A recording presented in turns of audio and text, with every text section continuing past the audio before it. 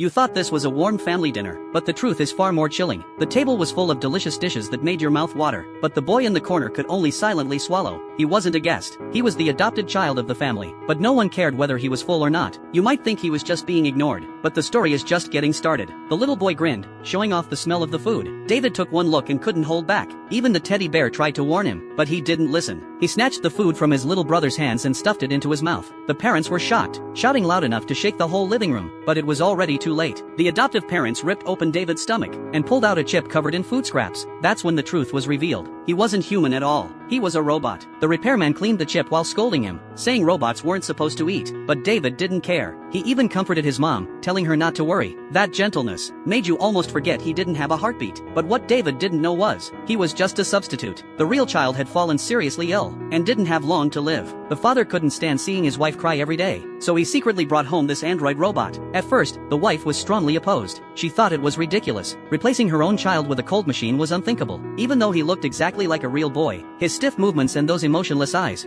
filled her with fear. What was even scarier was that when she secretly watched him from behind the glass door, he suddenly turned around, almost as if he could sense her. The sight sent a chill down her spine, but Martin's time was running out, and David seemed so much like a real child. She started to waver. Her husband said, once activated, this robotic child's love for his mother would never change. It couldn't be reset or returned. If she didn't want him, the only option was to send him to be destroyed. Though she still hesitated, she signed the adoption agreement. From that day on, David never left his mom's side.